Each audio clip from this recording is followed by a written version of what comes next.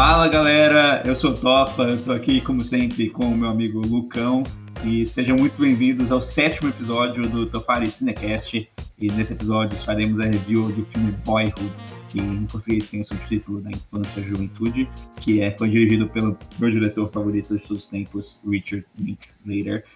E antes de mais nada, vamos pro próximo filme já, Lucão. Manda aí pro pessoal já ficar sabendo qual filme eles têm que ver pro episódio da próxima semana. Manda aí.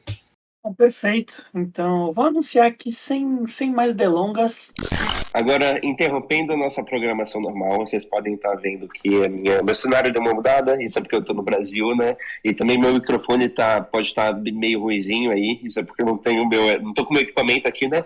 Então, peço desculpas, mas é uma mudança de última hora que a gente está fazendo aqui, porque o próximo episódio não vai ser mais o episódio que a gente tinha planejado fazer, é até gravado.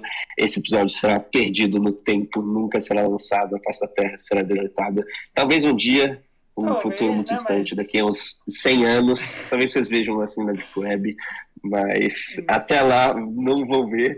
E tem um motivo muito bom, é para o bem de todos, porque no próximo episódio será nada menos, nada mais do que Oppenheimer. Oppenheimer, do Christopher Nolan, será o próximo filme que a gente vai fazer review aí. E ele vai ser o primeiro novo lançamento que a gente vai fazer aqui no Tofari Cinecast. A gente não tem a menor ideia de como o filme vai ser, né? A gente tá bem às cegas, assim. Eu tenho bastante esperança, eu acho que ele vai ser um filme muito bom, tem o potencial de ser um dos melhores do Nolan. Sim. Mas sempre tem aquela chance de ser um lixo, né? Exato. Já que a gente não sabe. É o primeiro filme que a gente tá completamente às cegas, então pode ser que a gente chegue aqui falando mal pra caralho dele, assim. Não sei. Pela primeira vez. A gente nunca fez isso ainda no podcast, porque a gente geralmente está analisando filmes que a gente gosta, né? Então, vamos ver. Também vai ser o primeiro filme do Nolan, primeiro filme do Nolan que a gente vai fazer a review aqui. Sim. Então, e um detalhe bem importante, que já dando aí um spoilerzinho do próximo episódio, é que no próximo episódio eu vou ter visto 2 vezes Oppenheimer. Na versão normal e o segundo, numa projeção IMAX do filme, projeção do filme celuloide IMAX 70mm, do jeito que Nolan queria.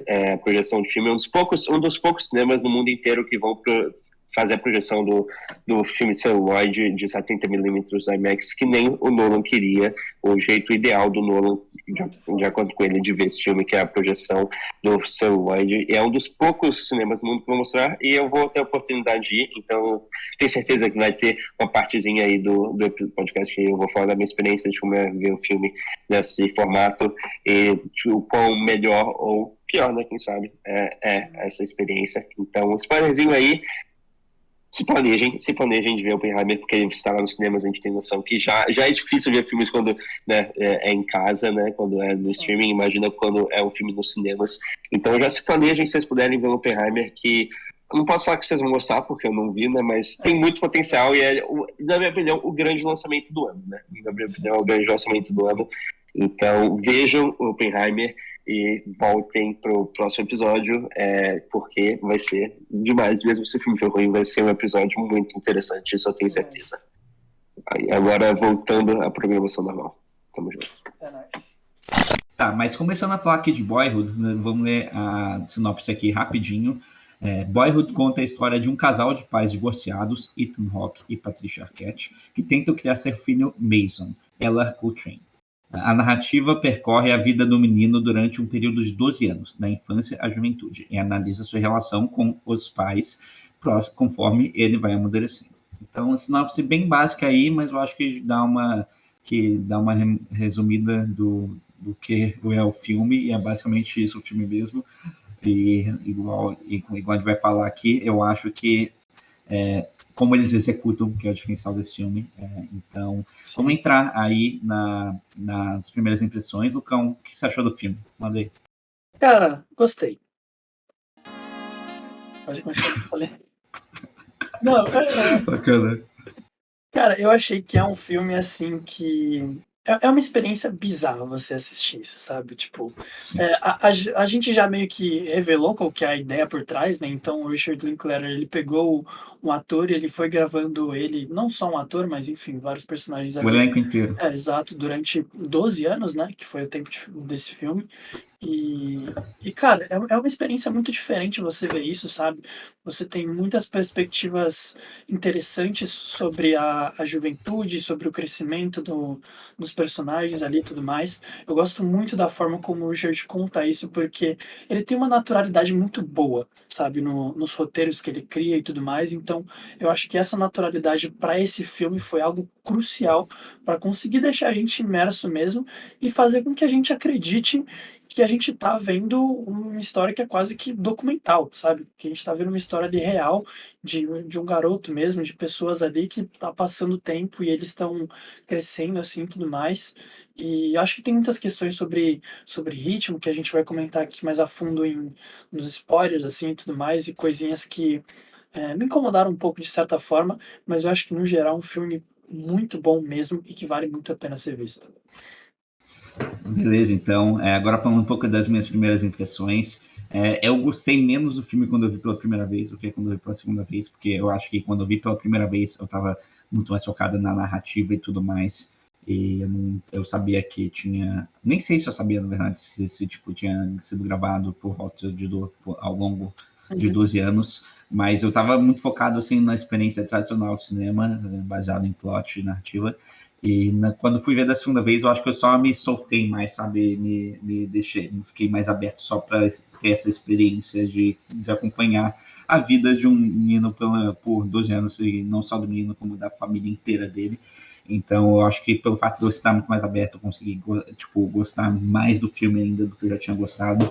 E realmente é um filme único que você nunca vai ver em nenhum outro lugar. Com E quando eu falo certeza. nunca, eu digo que é passado, com certeza não. E eu digo que no futuro também não, porque eu acho que qualquer filme que tentar fazer exatamente o que o Boyhood fez vai ser uma cópia descarada. Exato. E claro que você pode ter filmes no mesmo estilo, mas o que o Boyhood fez, quem tentar fazer igual não vai ser inspiração, para mim vai ser uma cópia. Eu acho que o Boyhood aí vai ficar marcado na história do cinema para sempre. E realmente é uma experiência única em si que você pode ter, e é diferente, igual eu falei, é diferente de tudo que você já pode ver na sua vida. Então, quando vocês forem ver esse filme, se vocês não tiverem visto ainda, vão com uma mente aberta, que vocês estão vendo algo que não é um filme tradicional. De Sim. longe, não é um filme tradicional, talvez seja uma das experiências mais diferentes que eu já tive assim com o cinema. E, de novo, isso pode ser um fator positivo ou negativo para você. Depende muito do estilo tipo, não é para todo mundo, com Com certeza não é para certeza todo não. mundo.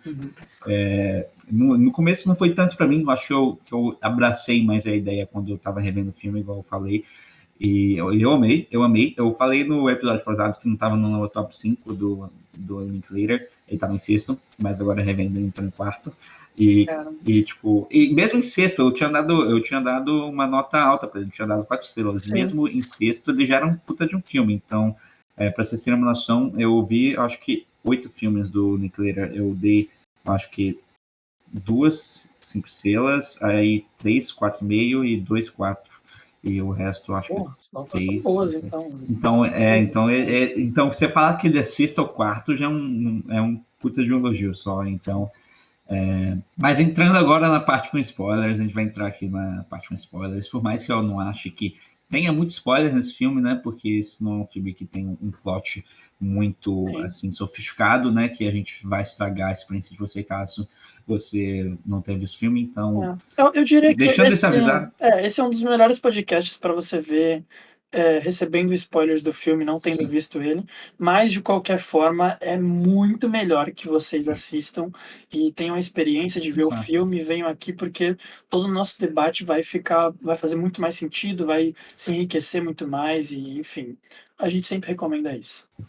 Exatamente, a gente continua recomendando, mas caso você não ligue tanto assim para spoilers, eu acho que isso não vai estragar a experiência. Se você liga bastante para spoilers, veja o filme, né? Uhum. Mas vamos entrar aqui na parte com spoilers. Eu queria começar perguntando sobre sua experiência, porque esse é um filme experiência, né? E eu acho que é legal a gente começar a análise do filme discutindo a nossa experiência quando a gente viu o filme. Então, qual foi a sua experiência, Lucão? Cara, agora me aprofundando mais, né, do que eu já tinha dito nas primeiras impressões e tudo mais, mas eu tive uma experiência muito positiva e tem uma palavra que eu acho que determina muito pra mim, eu vendo esse filme, que foi a imersão. Então, assim, quando eu comecei a ver esse filme, né, e a forma como o Richard Linklater ele retrata os personagens, eu acho isso muito incrível, porque é de uma forma muito natural. Então a gente vê o filme todo pelos diálogos ali entre o protagonista, o Mason, Mason. o Mason e a mãe dele, Mason assim, Jr. exato. O pai dele, que, cara, sensacional, assim, ficou muito bom o Ethan personagem. Hawke. O Ethan Hawke, mano, incrível. E a gente vê ao longo do filme que são personagens muito reais, sabe? Então eu acho que essa característica desse diretor, somado a gente ver um filme que é quase que um documentário, sabe? A gente analisando ali a história dos personagens sendo desenvolvida ao longo do tempo, isso foi algo que me prendeu muito, sabe? Então, tipo, tem filmes que eu começo a ver e, tipo, eu começo o filme pensando que eu tô vendo um filme. Eu começo ali, tipo, putz, ok, vamos assistir, e aí a história vai me prendendo cada vez mais, assim, eu vou ficando mais imerso. Mas nesse eu acho que foi logo no começo que eu já fiquei preso e fiquei, mano, eu tô vendo algo diferente, sabe? E eu acho que o fato de ser um filme totalmente diferente, assim, de ter essa proposta de fazer um negócio que não é uma narrativa linear ali, né, e tudo mais, uma história construída, algo que eu senti que ele foi descobrindo ao longo do tempo como é que ele ia progredir essa história do protagonista, que me fez com que eu ficasse muito intrigado, sabe? E mesmo que tivessem coisas que eu tivesse gostado ou não gostado tanto, era algo que eu queria assistir, sabe? Eu queria muito ver, entender o que estava acontecendo, entender como é que a vida dele progrediu, né? Porque isso eu sinto que é muito parecido com, tipo, uma série, sabe? Então acaba a temporada e você me fala, puta, eu queria ver o que aconteceu com esses personagens. E muitas vezes evolui a temporada ali, os personagens têm um time skip, sabe? Então a gente vê eles no futuro. E isso era a mesma coisa nesse filme, só que um tempo muito mais curto, sabe? Então, enfim, me prolonguei bastante aqui, mas eu acho que foi algo mais ou menos assim. Eu faço as palavras a minha. De novo, foi a segunda vez que eu vi e eu já entrei um pouco na minha experiência quando eu estava falando das primeiras impressões, mas eu sinto que quando eu vi pela primeira vez, igual eu estava falando, eu estava procurando muito mais só os aspectos narrativos e quando agora eu revi, eu fiquei muito mais focado assim no filme como experiência. E o que me faz gostar tanto do Richard Linklater, que são os diálogos extremamente filosóficos e muito bem desenvolvidos, cara. Porque, cara, falando de diálogo do Linklater, cara, eu amo diálogos dele, porque parece, sabe aquelas brisas que você tem com seus amigos naquele, sabe aqueles momentos, tipo, é sagrado, você tem uma brisa, um papo foda com seu amigo, uma brisa filosófica foda. Tipo, ele pega isso e bota em todos os filmes dele. E você pega exatamente essa vibe. Eu sinto que eu não tinha percebido isso tanto na primeira vez que eu vi, e agora revendo, quando eu não estava tão focado na história, eu consegui apreciar mais isso e também apreciar mais os personagens. Então, não vou me alongar muito, porque eu já falei isso nas minhas primeiras impressões, Perfeito. mas para mim, a minha experiência foi assim, muito boa, muito boa.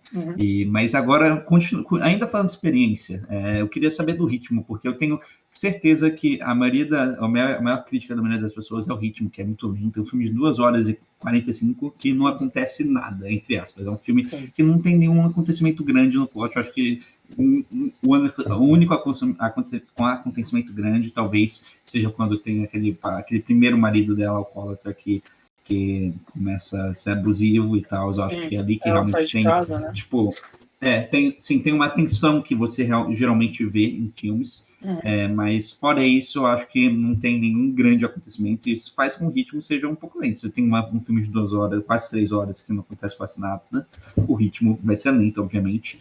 Eu queria perguntar para você se esse ritmo, o fato dele ser lento, você considera um ponto positivo, um ponto negativo, isso te atrapalhou, a sua experiência? Qual a sua opinião? Então, cara, eu acho que assim, pra mim isso foi um puta ponto positivo, sabe? Eu gosto muito desse ritmo assim. Eu não sei se eu posso dizer, que eu considero isso como uma coisa boa, sabe? Tipo, do filme, assim, tudo mais, porque eu sei que no final é tudo opinião, né? Mas eu tento separar um pouco do que é muito a minha experiência pessoal e que eu sei que cada um vai ter algo diferente e o que eu considero que seja bom num filme, sabe? Que eu tento extrapolar um pouco o que tem dentro de mim.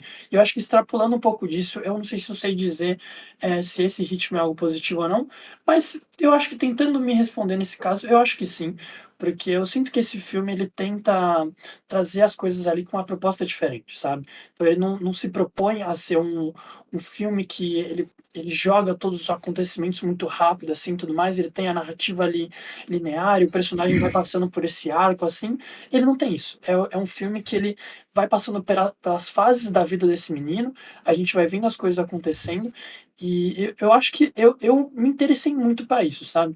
Principalmente no começo e no final, eu acho que foram os pontos principais ali que eu estava mais interessado, porque, cara, são coisas tão cotidianas, mas tão bem mostradas, bem representadas ali na tela, sabe? Que eu pelo menos fiquei muito imerso nisso, sabe?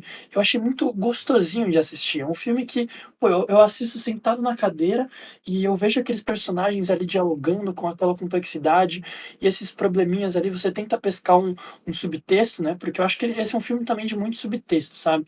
Você vendo Sim. como o protagonista ele tá reagindo a tudo, você pega principalmente quando ele é mais novo, ele não responde muito, sabe? Ele fica muito quieto, mas a gente vê pelo olhar dele, pelas formas como ele se esconde, às vezes, ali na parede para ver como a mãe está reagindo, pelas formas como as coisas mudam em volta dele, né? Você começa a pescar essas coisas e você começa a puxar essa profundidade ali de dentro, sabe? E eu acho que isso, por mais que seja lento, é um lento que tem uma riqueza muito grande ali. Então, eu gosto muito desse ritmo por isso, sabe? Porque ele não é um ritmo que ele traz a experiência pelo próprio ritmo do filme, mas sim pelos detalhes que estão ali dentro. E assim, agora indo para um ponto um pouco mais negativo, eu sinto que esse ritmo se perde um pouquinho ali pro meio do filme. Então, tipo, eu tenho alguns problemas que eu acho que eu vou desenvolver melhor aqui ao longo desse podcast, mas eu acho que bem no meio ali, assim, tudo mais, a parte mais central, é, eu acho que as coisas ficam um pouquinho menos interessantes. Eu acho que a história não progride tanto assim. E é uma fase que eu acho que poderia ter um desenvolvimento um pouco maior, sabe? Então, Quando você diz, desculpa te interromper, mas quando você diz meio, em quais fases da vida exatamente no meio são você está falando? Porque eu acho que é mais fácil da gente identificar então desse jeito. eu acho que foi. Eu acho que foi, tipo, logo, tipo, mais ou menos naquela fase que tem o alcoólatra e ele vai começar a sair de casa, sabe? Tipo, Ah, a partir daí ou depois desse aí de a casa? partir daí, a partir daí. Tá. Então, tipo, teve esse momento que foi interessante de ver o pai, né? Não o pai, mas o padrasto do Mason ali ficar meio maluco e depois a mãe sair de casa e tudo mais. Mas eu sinto que nessa parte teve alguns probleminhas ali no personagem, que eu não vou me aprofundar assim e tudo mais. E aí depois disso a gente tem várias ceninhas assim que eu senti que talvez pudessem ficar de fora, sabe? Foram cenas que foram interessantes e tudo mais, mas me tirou um pouquinho da imersão nessa hora, sabe? Mas eu acho que isso é porque é um filme muito difícil de você também criar uma narrativa com tudo tendo muita importância, assim, e tudo mais, depois de tantos anos, né? Um planejamento que você não Sim. consegue fazer. Você vai descobrindo na hora e fica o que ficou. Mas eu acho que é isso. Acho que essa é a minha opinião, assim. Tá bom. Minha opinião sobre ritmo, cara, sinceramente, quando vi pela primeira vez, eu não gostei tanto. Quando eu vi pela segunda vez, eu amei. E só não amei, como eu acho que era, tipo, a única possibilidade dele para essa própria proposta desse filme. De novo, eu entendo quem não gosta desse ritmo e total opinião pessoal, mas, assim, falando do filme em si, só esse ritmo que você poderia usar, porque você para pensar, cara, esse filme, a proposta desse filme, você está acompanhando 12 anos da vida de uma pessoa, você está acompanhando o crescimento de uma pessoa, talvez na fase mais importante da vida dela. E, cara, tem que ser lento, principalmente porque a gente, por causa da nossa percepção de tempo, quando a gente é criança, não sei se vocês tiveram essa brisa já, mas, tipo, quando a gente é criança, tudo parece demorar mais, e isso eu sinto que é porque a nossa relação ao tempo que a gente já viveu, né? Quando a gente é criança, a gente não viveu tanto. Então, o tempo parece ser mais longo. E conforme a gente vai crescendo mais, o tempo vai cada vez mais passando mais rápido. E considerando que a gente está vendo a vida de uma criança de quantos anos? 6 a 18 anos? Acho que é por aí. 6 a 18 anos. Então, cara, esse é o momento que o tempo realmente passa muito lento. Eu acho que esse ritmo encaixa muito bem nisso, mesmo se não fosse infância, cara. São 12 anos, você tá vendo? Então, não tem como você fazer um filme de 1 hora e meia, esquece, ou 2 horas, que é um filme tradicional. Essa proposta, para mim, é completamente assim, não encaixaria nem um pouco. Então, para mim, a minha opinião é, goste ou não goste, esse é o jeito de ser feito para esse filme ter o impacto que ele tem conforme a proposta. Sim. Então, essa é a minha opinião, e eu, pessoalmente, adoro esse ritmo, mas, de novo, a gente já discutiu isso um pouco no The Batman, mas no nosso estilo aqui, a gente gosta de um filme um pouco mais lento também, para a gente realmente acompanhar os personagens e essa história se desenvolvendo conforme o tempo vai passando, e não tem essa pressa para as coisas acontecerem.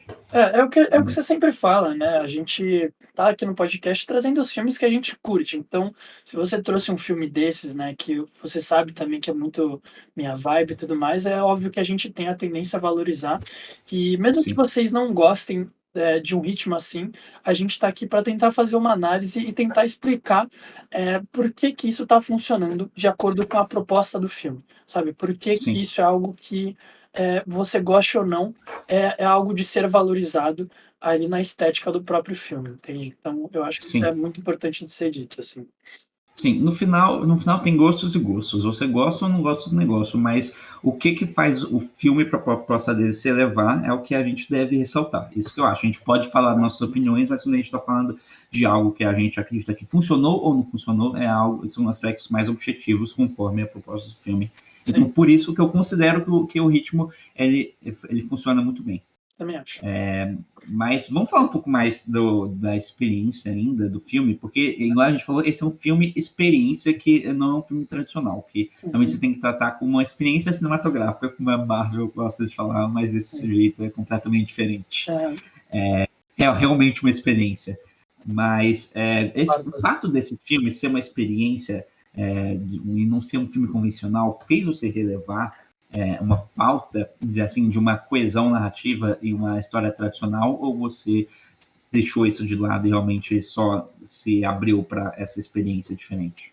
Cara, foi exatamente a última coisa que você falou, assim, tipo, eu achei até interessante que você disse que na primeira vez que você viu, né, você ficou muito apegado à narrativa e tudo mais. Eu não lembro que época você assistiu, mas eu acho que Ano passado. ano passado? Então, tipo, eu acho que isso é muito do momento que a gente tá, sabe. E eu assistindo esse filme, eu gostei muito disso porque eu sinto que eu estava precisando de um filme que realmente extrapolasse um pouco, essa coesão de narrativa, sabe. Então eu gostei muito como eu já tinha explicado melhor no porquê eu achei uma experiência boa e tudo mais, mas eu gostei muito desses meio que jumps, assim, na história, sabe, esses pulinhos temporais e tudo mais, porque cada vez a gente ia vendo uma coisa diferente, cada vez a gente ia acompanhando, personagens diferentes, né, então iam aparecendo na história muitos amigos ali dele que iam mudando e tudo mais, e eu acho que isso me trouxe uma experiência diferente, sabe. Então eu acho isso muito legal, porque esse filme me provou que, tipo, no cinema não tem só um jeito de você fazer um filme, né. A gente, tipo, dentro dessa estrutura mais clássica de ter uma história linear, que a gente tem um grande evento ali que se passa em um certo período de tempo e com isso a gente tem que desenvolver o personagem, tem picos, tem, altos e baixos e tudo mais. Dentro disso a gente tem muitas histórias interessantes, mas não é só isso. A gente pode fugir disso e a gente pode fazer filmes diferentes. Só que é muito difícil você conseguir fugir disso e fazer algo que as pessoas se interessem, sabe? Porque são coisas que ainda não foram muito exploradas, né? E eu sinto que nesse filme, esse tipo de narrativa, assim, e tudo mais, foi explorado de um jeito completamente diferente. E eu gostei muito disso, sabe, cara? Eu gostei muito disso, de a gente poder sempre ir acompanhando o personagem em tempos diferentes, de ir crescendo junto com ele, de vendo como as coisas em volta dele mudam, né? E muita coisa a gente se identifica ali no meio também, então não é só uma narrativa não linear que passa por tempos diferentes e dane-se. É uma coisa que é muito identificável para todo mundo, né? O próprio tema do filme, eu acho que faz a gente se aproximar mais ainda dele. Então, eu acho que é isso que eu penso, assim, nessa questão. Sim, e agora só complementando o que você falou, eu acho que o mais legal desse filme é que é um filme que todo mundo consegue se identificar pelo simples fato do centro do filme ser você crescer. Então, se você passou por essa fase de crescimento, seja você no Brasil, Estados Unidos, China, Equador, não importa, você vai conseguir se relacionar com esse filme. E eu acho que pra gente ainda foi um pouco menos, cara, porque a gente cresceu no Brasil, então a gente teve um crescimento diferente, mas, cara, eu fico imaginando Eu vi muita gente que é de classe média e cresceu nos Estados Unidos que, cara, fala que esse filme é a vida deles, uma cápsula, in a nutshell, tá ligado? Então eu fico pensando que acho que para esse tipo de gente, o nível de conexão, se pra gente que a gente nunca cresceu nos Estados Unidos teve esse nível de conexão, imagina para quem cresceu lá. E eu vivi, e eu me mudei para cá tem 3 anos, então quando eu tinha 16 anos, então eu peguei um pouco desse final da vida do Mason, e até nesse final eu me identifiquei pra caralho, talvez seja a parte que eu tenha mais gostado, e isso me fez pensar, caramba, e se fosse o resto, tá ligado? E se eu tivesse crescido nos Estados Unidos e o quão bem eu conseguiria me relacionar com o resto? E até quem mãe, cresceu com mãe solteira, foi criado como solteira, com uma família que não é tradicional, assim, sabe? Mas mesmo assim, cara, igual eu falei, o centro desse filme o crescimento e da infância à juventude, realmente, então esse para mim é o genial, porque ele consegue pegar uma história extremamente básica e realmente deixar a audiência se conectar, independente do que realmente está acontecendo na vida da pessoa, mas só pela experiência que você está vendo de uma pessoa crescendo. Exato. E só somando aqui um ponto que você estava falando da parte mais ali final, assim, da fase da adolescência dele, eu acho que essa parte é muito incrível, porque o Richard, ele puxou uma perspectiva que não é tão explorada, assim, tão bem nos filmes, no cinema, assim, no geral e tudo mais. Geralmente a gente tem um personagem que às vezes é um pouco interessante e tudo mais, mas não tem uma complexidade muito grande, que é inserido em uma escola, e geralmente a escola é muito caricata, sabe? A escola tem personagens que geralmente não são muito parecidos com os da realidade, tem aqueles bullies, tem aquela divisão de nerds, a galerinha popular, assim, e tudo mais, e você vê isso e você não consegue ver uma escola real ali, sabe? Só que aqui nesse caso, a gente teve a inversão de tudo.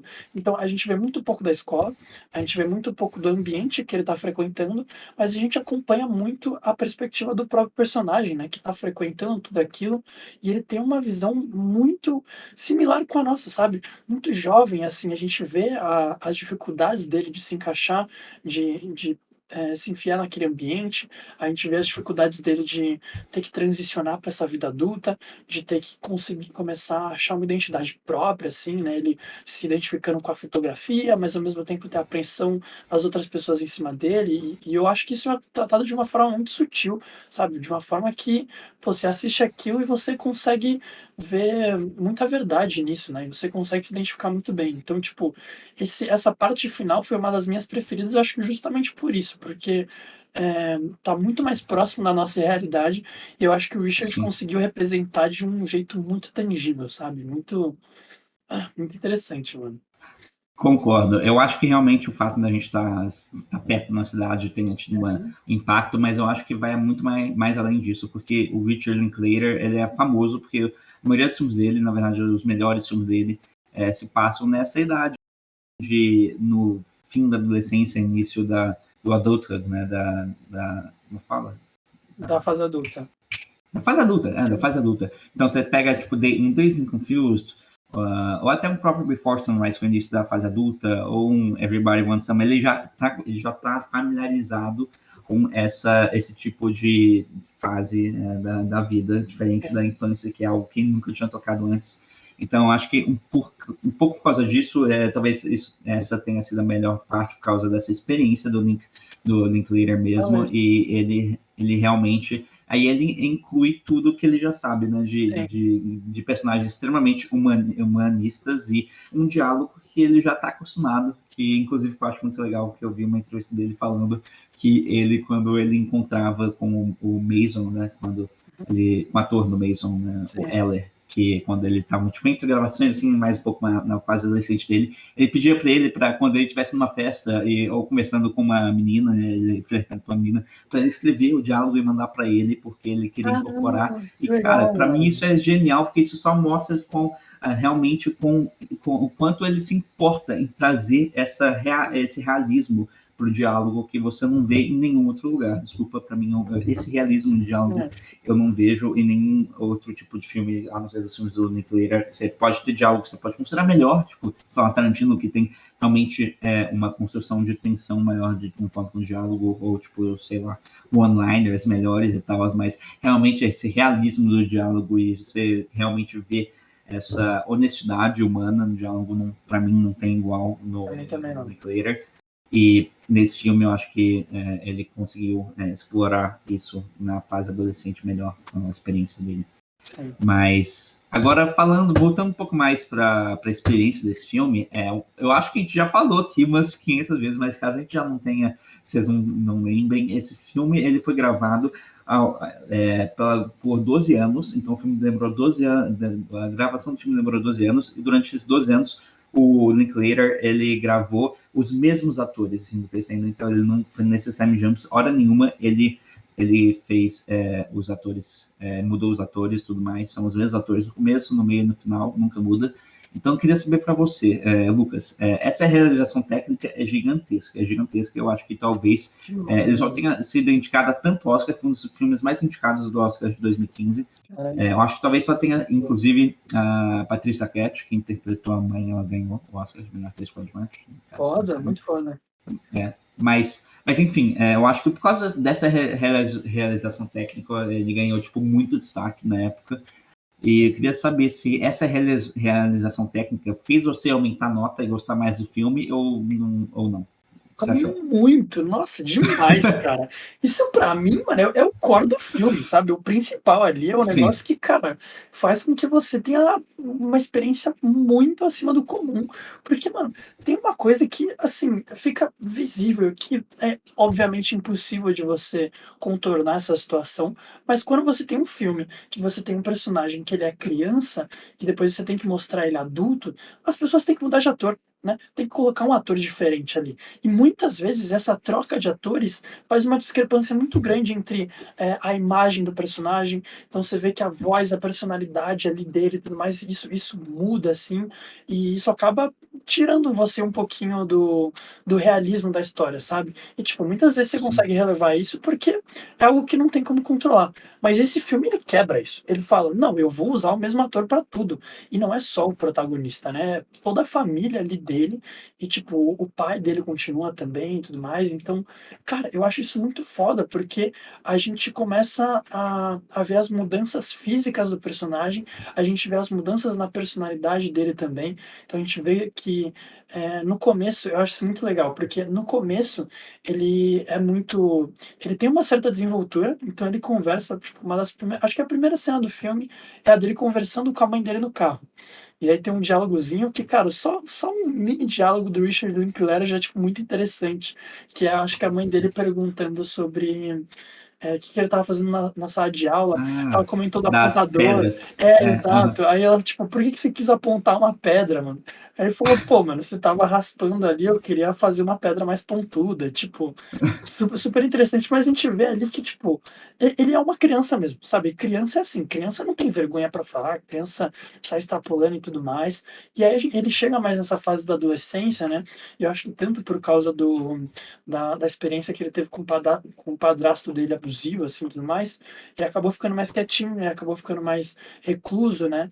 Então, depois que ele começou a crescer um pouco mais, ele continuou meio com essa personalidade, e a gente via que isso batia muito com a aparência física dele, né? Então, tipo, parecia que o ator que estava ali era o próprio personagem que ele estava interpretando, sabe? Então, eu não sei como é que ele era na vida real, mas eu acho que isso criou um realismo que fez com que o filme virasse praticamente um documentário.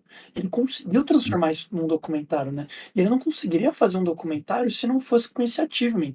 Então, cara, isso fez com que quando a gente chegasse no final, visse ele tá na vida adulta ali, ver ele, pô, se relacionando muito mais facilmente com as pessoas, entrando ali na faculdade, sabe? Ele achando o negócio que ele ama e tudo mais, a gente se sente muito melhor por isso, sabe? A gente sente tipo, meio quase que um orgulho desse personagem por ele ter conseguido atingir tudo isso.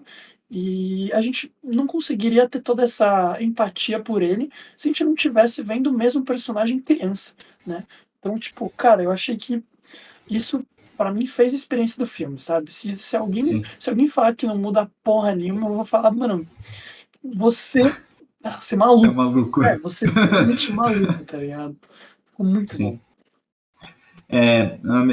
Pra mim, cara, quando eu vi pela primeira vez, eu tinha dado 4 estrelas, eu tinha subido bastante um pouco o filme, eu achei talvez tipo, meia estrela, só porque foi dessa realização técnica, sabe? Ah, E agora, quando eu revi esse filme, cara, eu acho que eu não subi nada em questão da realização técnica. Eu só consegui, tipo, meio que juntar tudo, tá ligado? E perceber, tipo, não separar tipo, a história da realização técnica e ver os dois como um, tá ligado? Tipo, um não funciona sem o outro. Isso que eu sinto que, tipo, esse filme não funcionaria sem, tipo, esse estilo de gravação. E pra mim, cara, é sensacional a parte do Linklater, porque seria muito mais fácil pra ele simplesmente falar, cara, isso é impossível. Não preciso fazer isso, vou arrumar um jeito e ia ficar bom, tá ligado? Ia ficar bom. É uma Mas, tipo, sim. sim, mas o Linklater ele tem, tipo, como falam, a gente já falou que um comprometimento tão grande em trazer o que é o certo a se fazer nos personagens, na história e realmente a humanidade, uma honestidade da humanidade, tanto no plot quanto nos personagens, que, cara, ele fez. E, tipo, imagina a dificuldade que foi para conseguir o financiamento, cara. Porque você parar pra pensar, ele começou a gravar esse filme em 2002, eu acho. Foi depois que ele gravou o Before Sunrise, logo antes do Before Sunset. Então ele não estava estabelecido, tá ligado? Ele já tinha feito uns filmes bons, mas ele não estava estabelecido como diretor, ele ainda estava começando, tá ligado? E aí conseguiu um financiamento para fazer um filme que ia demorar 12 anos. 12 anos. Imagina uma empresa fazer esse comprometimento, tá ligado? De começar a financiar um negócio, você vai dar dinheiro daqui a 12 anos, você não sabe o que vai acontecer. Pode ficar uma merda. Vai dar merda durante esses 2 anos. Pode ficar ruim, mano, e, tipo, não tem um roteiro, tá ligado? Isso é um negócio que fala dentro, tipo, ele não tinha um roteiro fixo, tá ligado? Não tinha um roteiro e, tipo, pode, igual só, ficar ruim em questão de conteúdo, ou pode acontecer alguma coisa com os atores, tá ligado? Ou algum ator pode morrer, tá ligado? Ou ainda pior, cara, ainda pior. De acordo com as leis californianas, você não podia obrigar uma pessoa a assinar um contrato de 12 anos. Então, ninguém tinha um comprometimento de 12 anos. Ninguém. Inclusive, não tinha nenhum comprometimento de ano para ano, tá ligado? Eles voltavam porque eles queriam. Então, simplesmente, um ator podia falar, não quero mais. E é isso. Acabou o filme. Acabou. E é pro lixo. E o fato que, mano, ele mesmo assim falou, cara, eu preciso fazer desse jeito. E mesmo assim, a IFC Films, que eu acho que foi a produtora, falou, cara, eu compro, tá ligado? Eu vou financiar. Cara, pra mim é um achievement por si só. O filme poderia ser horroroso só por causa disso. Tipo, não tem como dar uma nota ruim pro filme e falar que o filme não é ruim. Porque, tipo, tem filmes e filmes, tá ligado? Tem filmes que tem a proposta de ser uma história contida e tal, e nada mais. Tantos filmes têm a proposta de ser um negócio que é lutinha, raio laser, blá blá blá, e fazer dinheiro sem nenhum tipo de substância narrativa. E tem filmes que só querem extrapolar, tá ligado? Só querem fazer algo diferente. E esse é o filme.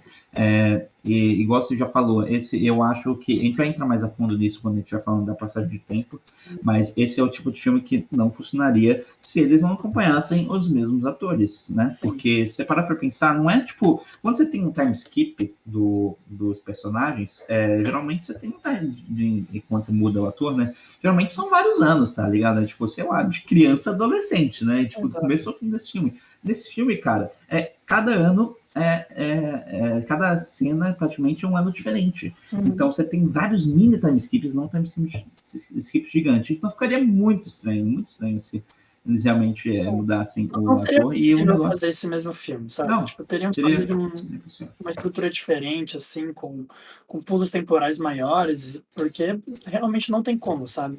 Pegar atores parecidos desse nível. E me desculpa, se eles fizessem pulos temporais maiores, esse filme pra mim não ia funcionar. Porque toda a experiência ia pro lixo, porque a experiência é realmente você ver ele crescendo. E a partir do ponto que você passa muito tempo, você vê essa pessoa como uma pessoa completamente diferente, como se você não tivesse ficado anos sem ver ela e você não acompanhou o crescimento dela, saca? Sim. Então, pra mim, não tinha outro jeito de fazer isso.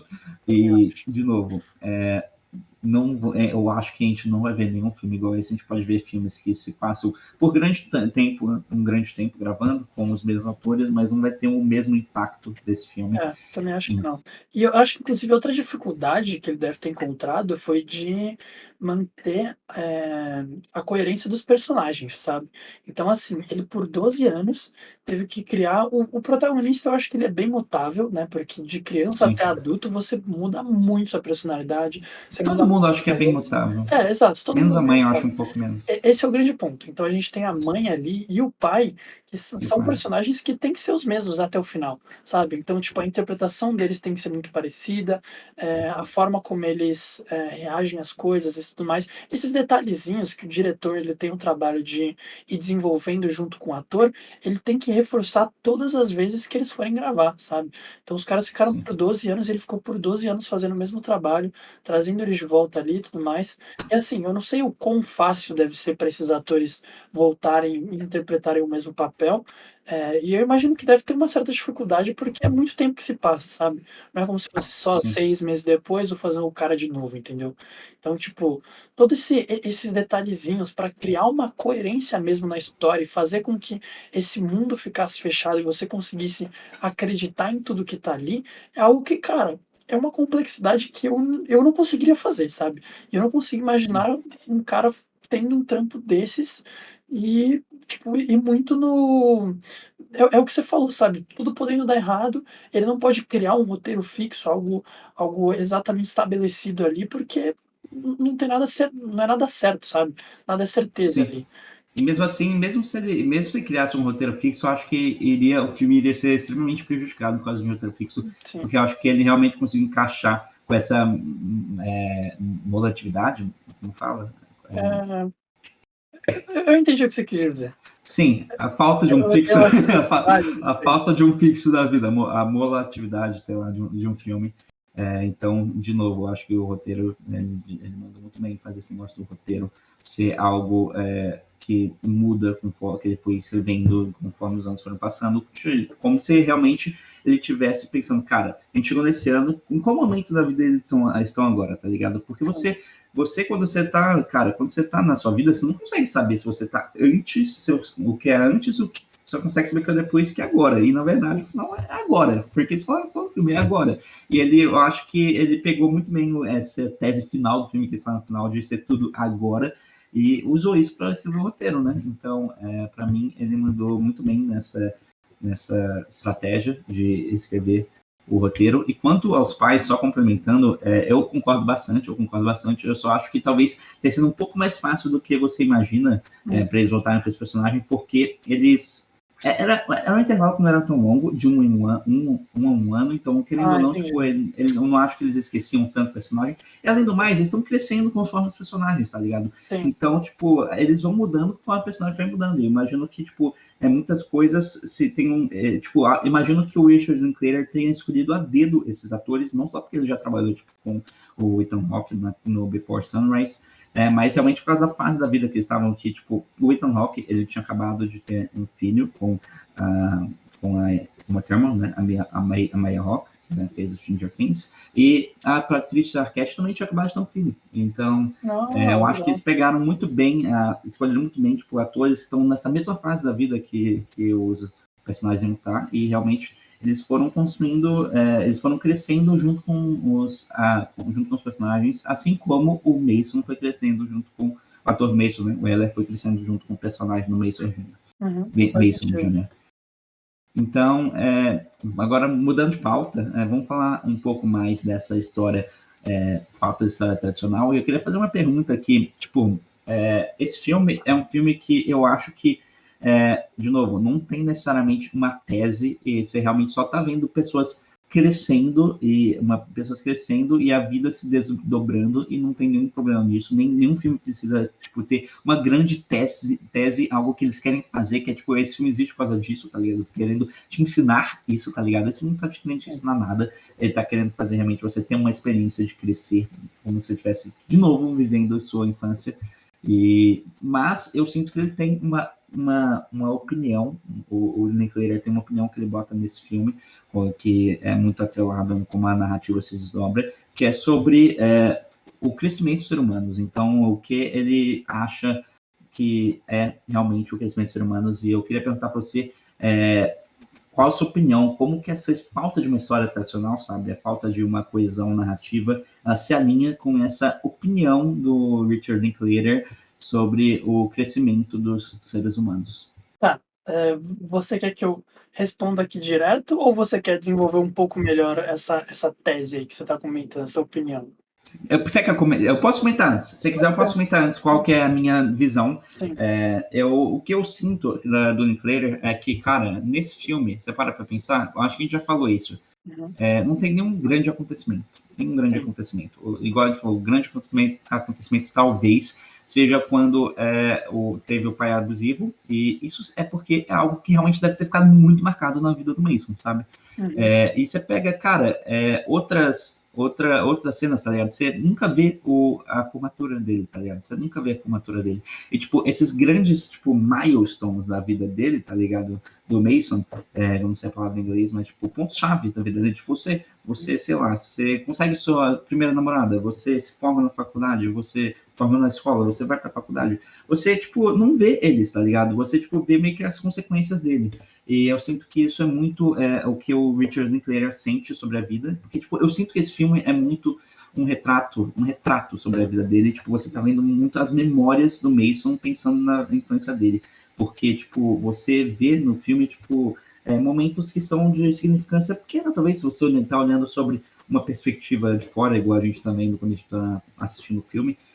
Mas você parar pra pensar, esses momentos pequenos que ficam na nossa cabeça, sabe? Que a gente lembra desses momentos pequenos, são tipo, conexões, tipo, o que forma suas memórias são realmente as conexões humanas e, tipo, alguma coisa que você fez com outra pessoa que faz você lembrar, e pode ser, são coisas realmente que são aleatórias, sabe? Na maioria das vezes não são coisas que são, assim, grandes acontecimentos, e nesse filme o Linklater pega essas coisas pequenas e bota no filme e, tipo, meio que pula esses grandes acontecimentos, a não ser, tipo, um pouco no final, e de novo a gente já falou do pai abusivo, mas ele, na grande maioria das vezes, pula esses grandes acontecimentos. Então, cara, a gente vê com o pai dele, tipo, ele vai com o pai para acampar, ele, tipo, tem a primeira conversa que ele tem sobre sexo com o pai dele, até com a própria mãe, sabe? Então, ele pega, tipo, esses pequenos acontecimentos e vai formando o filme inteiro com base nos primeiros acontecimentos. Eu acabei de lembrar mais um aqui. A primeira cerveja que ele toma, tá ligado? A primeira vez que ele se sente como um adolescente mesmo, sabe?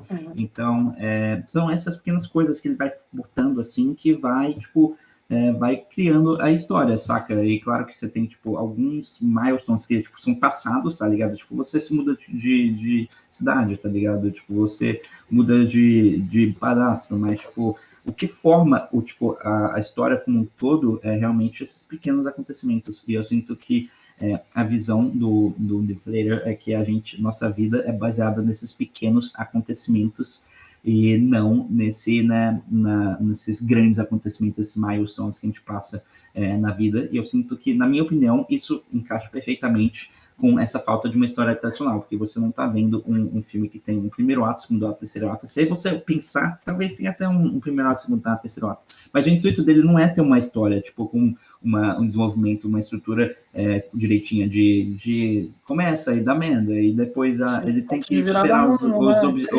obstáculos. Exato. Você só está vendo uma pessoa crescendo, e esse crescimento é com base nas memórias delas de momentos pequenos, saca?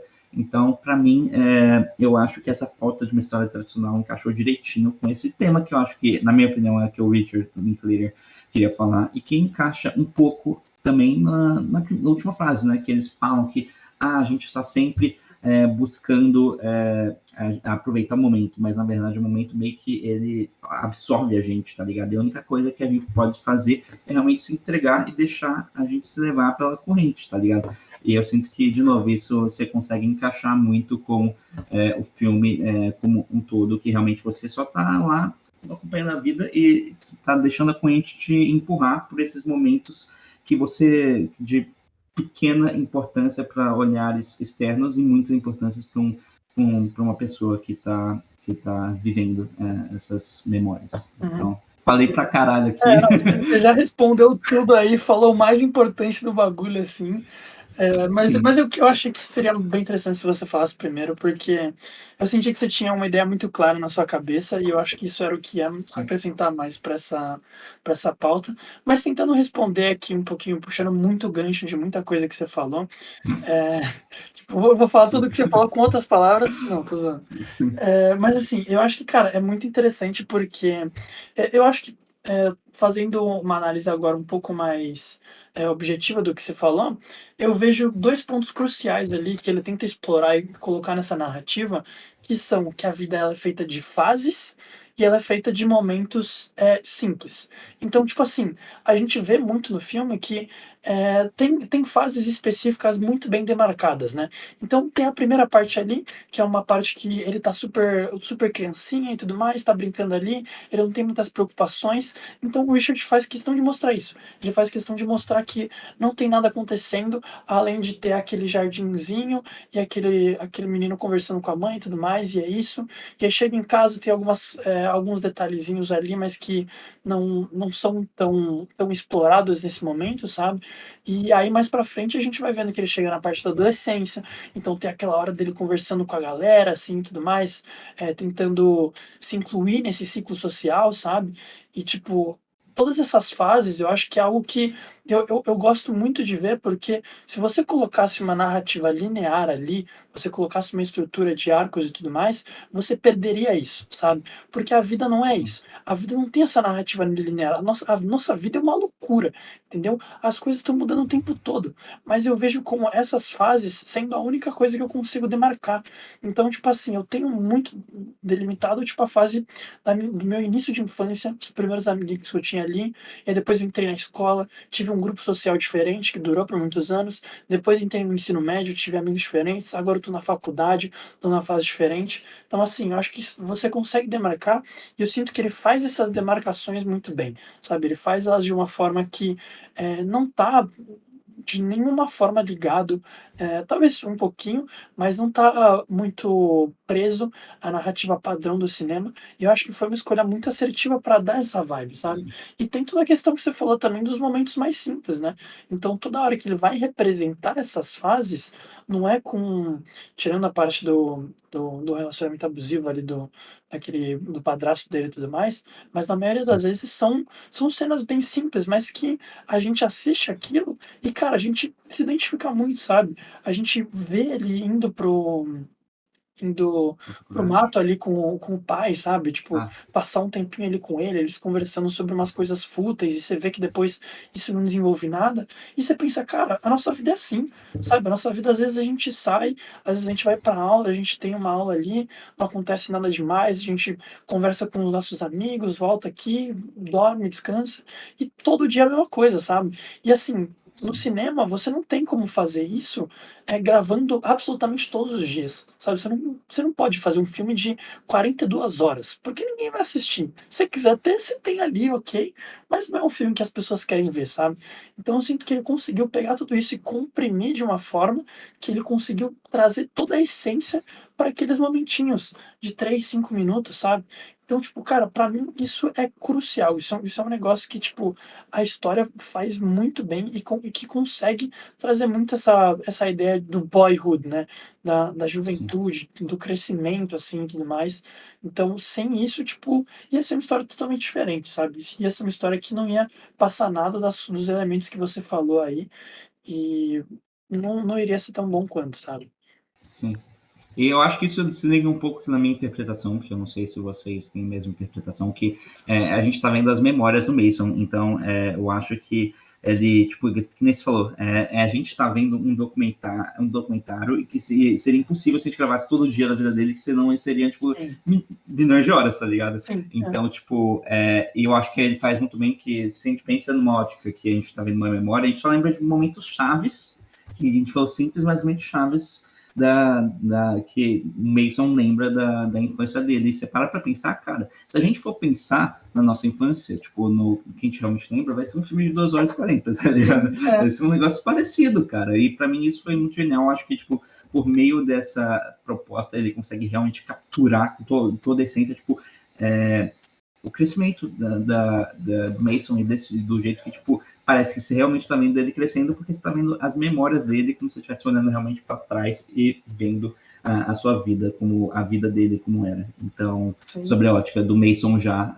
não sei se é adulto ou se agora mesmo, depois que ele entrou na faculdade, mas essa é a minha opinião. Falem aí sua opinião, você acha que são as memórias do Mason que a gente está vendo, ou realmente a gente está vendo o crescimento linear do Mason? Sim. Comentem aí. Então agora vamos entrar mais aqui para uma pauta rapidinho, porque a gente já tocou nisso várias vezes, mas eu acho que é importante de dar um foco mais importante, que é para um elemento crucial do filme, que é a passagem do tempo. A passagem do tempo é feita de um jeito bem diferente, que se alinha com o jeito que o filme foi gravado há em torno de 12 anos. E eu queria perguntar para você, Lucão, você acha que essa passagem de tempo foi bem executada? E o que você acha que fez essa passagem de tempo funcionar bem ou mal? Cara, eu achei que foi bem executado, assim, dando uma resposta mais curta, mas aqui que eu acho que eu vou explorar realmente as únicas partezinhas que me incomodaram um pouco mais. Mas eu vejo assim, quando o Richard ele ia fazer alguma cena, ele tinha duas coisas principais ali que ele tinha que trazer. Então, que era o contexto em que o protagonista estava inserido, então o que estava acontecendo ali na vida dele e tudo mais, o que estava acontecendo com os outros personagens, né? Qual que era o ambiente que ele estava, para a gente entender e, tipo, meio que se localizar no tempo e falar, ok, ele tá nessa fase, ele tá aqui na fase da adolescência, ele tá aqui na fase que ele é criança, mas tem essa família aqui, então tinha esses elementos. E a gente tinha o próprio personagem em si, né? Então, o quanto ele mudou. E isso eu tô trazendo mesmo mais pro protagonista, porque eu acho que ele é o grande foco ali da história, né? A gente pode olhar isso pros outros personagens, sim, mas eu acho que o grande ponto aqui é ver como é que a personalidade dele acabou se transformando nesse momento. Então, eu acho que em questão de colocar a gente no tempo, assim, sabe, de ambientar, fazer um contexto, para mim é sempre tudo muito perfeito, sabe? Então, acho que ele escolhe mostrar as cenas de um jeito que a gente consegue entender muito bem o que está acontecendo ali e muitas vezes sem fazer coisas muito expositivas, sabe? Fazer um diálogo, aquele clássico diálogo que os personagens falam, tipo, nossa, mano, agora a gente está na nossa fase de juventude, sabe? E semana passada aconteceu outra coisa, e, tipo, eles começam a explicar tudo, sabe? Nossa, seria um saco se os caras Exato, fizessem seria isso. muito chato, mano. E é muito difícil você, tipo, trazer todos esses elementos sem falar isso, sabe? E ele consegue, eu acho que ele consegue fazer isso muito bem. Mas eu sinto que o desenvolvimento do personagem, no começo e no final, eu acho que eles são muito bons. Eu acho que eu consigo muito bem ver, eh, tipo, quem é esse personagem, sabe? Entender muito bem quem é ele e começar a entender como é que ele tá mudando. Mas eu sinto que, mais para essa metade do filme, a fase que eu já tinha comentado antes, eu percebo que eu sinto que esse personagem, ele talvez se perde um pouco, sabe? Então, tipo, eu parei de ver um pouquinho mais da personalidade dele. Eu não consegui ver tanto assim como as coisas estavam afetando ele ali no tempo, sabe? Conforme o tempo foi mudando. E eu senti que eu fiquei um pouco meio, de certa forma, perdido em quem ele é, sabe? O que estava acontecendo com esse personagem. Então, tipo, muitas vezes ele ficava bem mais quietão, ele reagia de uma forma mais dane-se, e eu não entendia direito se isso era mais pela fase da vida que ele estava, ou se era pelo. Sei lá, as situações que ele estava passando em casa e tudo mais, porque logo depois acontecia alguma coisa em específico que ele começava a falar muito e tudo mais. Então, tipo, eu sinto que o personagem, o próprio protagonista, foi algo que eu acho que o Richard teve muita dificuldade de criar uma coerência, criar uma, uma linha de progressão durante todo o filme e juntar tudo isso de uma forma muito foda. Mas eu achei que o resultado do filme já ficou muito bom, sabe? E, tipo, principalmente indo lá pro final também, né? Eu acho que é muito interessante você ver, comparar a mudança desse personagem com o começo e ver que ele realmente evoluiu, sabe? Você vê que as coisas mudaram, você vê que a forma como ele interage com o ambiente novo que ele tá, que já é uma forma totalmente diferente de quando ele estava na escola e tudo mais. Então, enfim, acho que esses são os meus pontos principais aqui sobre essa passagem de tempo, sabe? Tá bom, vou entrar mais a fundo daqui a pouco na passagem do tempo, mas eu queria primeiro rebater o que você falou sobre o desenvolvimento do Mason. E eu entendo, sim, eu entendo a sua visão, consigo ver porque você você acha isso, mas eu sinto que essa fase do Mason, eu sinto que ela foi mais proposital do que você talvez tenha percebido. Eu sinto que ele criou essa fase que eu diria que é no começo da adolescência dele, né? Essa fase que você tá falando. O quê? Mais pro Bem no começo da começo, adolescência dele. começo, sim. Eu sinto que essa fase, ela foi para mim muito clara entre a transição, tipo, do middle school, né, que é antes do ensino médio para o ensino médio, que era uma época que, tipo, ele realmente estava perdido, o personagem, e que é uma época que a gente também está muito perdido, a gente realmente está tentando se conhecer. Então, um negócio que eu acho que fica mais fácil de você entender meu ponto, cara, quando que esse personagem tem o clique maior dele? O clique que muda, essa que, tipo, ele deixa de ser, assim, nessa sua visão, tipo, mal desenvolvido, quando tem esse clique. Quando tem esse clique, mano. Pô, pensando rápido, eu não consigo lembrar. Tá, eu vou falar qual que é a minha opinião. Para mim, na minha opinião, esse clique acontece quando ele descobre a paixão dele por fotografia. Mas A partir do momento que deixa ele eu tentar lembrar. descobre, Quando que ele descobre essa paixão? Qual cena que é tipo, exatamente? antes do penúltimo, não tem uma cena em específica, mas é realmente um momento, não, tipo, ele tá descobrindo, tipo, você chega numa fase da vida dele, ele, tipo, realmente tá mais chegado à fotografia. E eu acho que quando ele fica mais chegado à fotografia, que eu acho que é antes do penúltimo, eu acho que talvez é no antepenúltimo, na antepenúltima passagem de tempo, você realmente começa a ver o personagem, tipo, como um personagem que está menos perdido, que tem uma personalidade mais forte e que ele está realmente, que é realmente um personagem mesmo, que diferente da época que você falou, que realmente você sentia que não tinha uma personalidade, que só tava, tipo, meio que lá, ele tava meio que vivendo e tal, e você não conseguia ver quem é essa pessoa, tá ligado?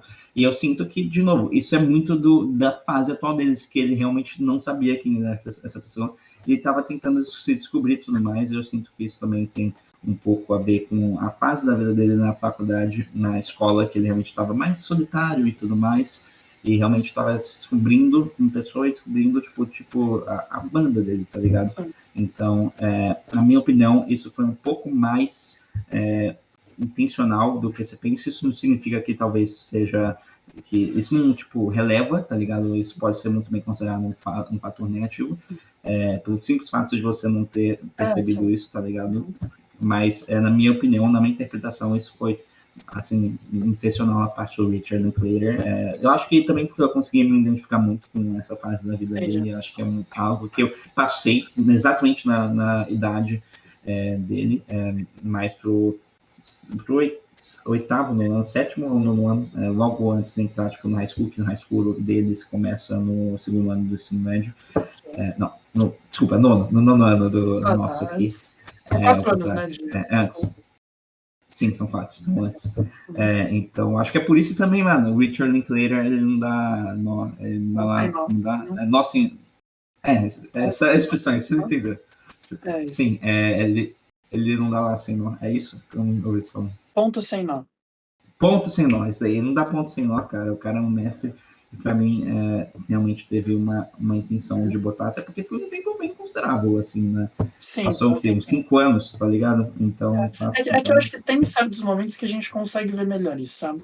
Mas eu acho que assim, eu entendo pra caramba o que você tá falando aí, e eu acho que talvez realmente tenha sido intencional, mas eu acho que no final das contas o que mais me incomodou foi a sutileza dessa forma como ele retratou isso, sabe? Então, tipo, a forma como a gente via era muito mais como se fosse o personagem estando nessa fase e tudo que estava em volta dele estava acontecendo e a história estava progredindo e meio que andando e meio que arrastando ele junto, sabe? Então, tipo, a gente tipo, entrava muito pouco nesse personagem e eu acho que eu gostaria de ter visto mais esses indícios, esses indicativos que mostrassem essa meio que, tipo, não confusão, mas, tipo, dessem para retratar melhor o quão perdido esse personagem tava, sabe? Eu acho que a falta dessas coisas fizeram com que eu, Lucas Carvalho, não conseguisse puxar muito esse lado dele, sabe? Sim, eu entendo e concordo até um ponto, mas você para pensar, a partir do ponto que você não mostra realmente como ele tá perdido, você, tipo, tá tão perdido quanto ele, tá ligado? Então você realmente cria uma experiência que é muito mais natural, Botafé, enquanto em comparação, às vezes, quando você coloca, tipo, ele mostrando que tá muito perdido, entraria numa história tradicional, numa linha tradicional de narrativa que a gente vê nos filmes, que realmente você vai mostrando, falando. Teria que ser muito sutil ainda assim, né?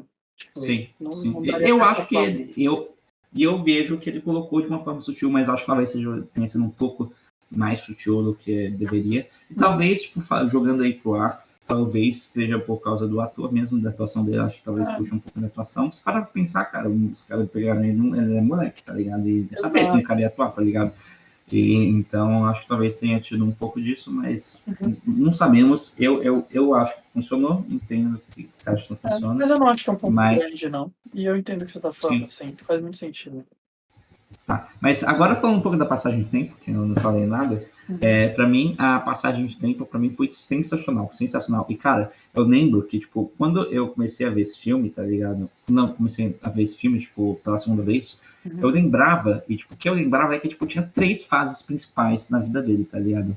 Eu achava que tinha infância, tipo, meio que entre a infância e a adolescência, tá ligado? Quando ele tá chegando na adolescência e a adolescência. E, cara, e não é assim, tá ligado? Eu achava que, tipo, tinha 3 fases, tipo, 3 tipos de personagem, tipo Moonlight, tá ligado? Não sei se vocês já viram o Moonlight, mas o Moonlight é exatamente assim, uma criança, adolescente e adulto, tá ligado? São 3 fases da vida. Eu achava que eram 3 fases da vida mesmo, e não eram. Você vê, tipo, todo ano ele muda um pouquinho, tá ligado? E chega um ponto que você nem vê que ele mudou, tá ligado? E que, tipo, você fala, caralho, o cabelo tá um pouco diferente, tá ligado? Será que ele mudou? E, tipo, isso é muito como a gente vê a mudança, tipo, geralmente você, tipo, às vezes, quando você deixa de ver uma pessoa por um ano nessa fase da vida, você, tipo, vê que ela mudou, às vezes, só pelo cabelo, tá ligado? E realmente pelo jeito que ela se comporta, e realmente não necessariamente pela face dela e, tipo, ela como um todo. E pra mim foi genial isso, e, tipo, essa passagem de tempo, o fato que ele fez de um em um ano, ele foi gravando, tipo, 3 cenas, tipo, a cada ano, 2, 3 cenas cada ano, e foi, tipo, de um ano ele foi gravando, tipo, cenas diferentes, fez com que essa passagem de tempo tenha sido muito, tipo, smooth, tá ligado? Tipo, tenha sido muito natural. Sim. E foi o que a gente falou, a gente deu esse sentimento que a gente tá vendo a criança crescer, tá ligado? O Mason crescer, que eu acho que se, tipo, se a gente desse time jumps maiores, você realmente teria esses sentimentos, essa estranheza que você não estaria vendo ela crescer, só teria visto ela crescida, tá ligado? Porque viu que ela cresceu, só e não acompanhou ela crescendo. Então, pra mim, foi sensacional o jeito, tipo, o tempo que ele demorou para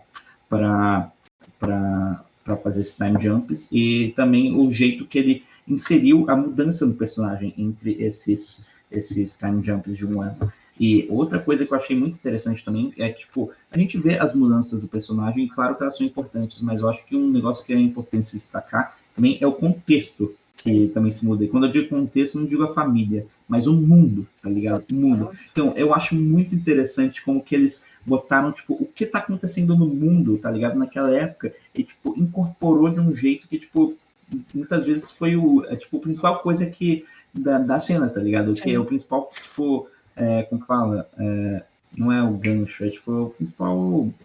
a coisa que faz a cena acontecer, tá ligado? Tipo, a base da cena. É a base da cena, é toda a base da cena. Então, tanto, tipo, um exemplo muito claro aqui que eu penso, acho que é quando eles estão, tipo, botando as placas do Obama e, tipo, na vizinhança, cara, tira, tipo...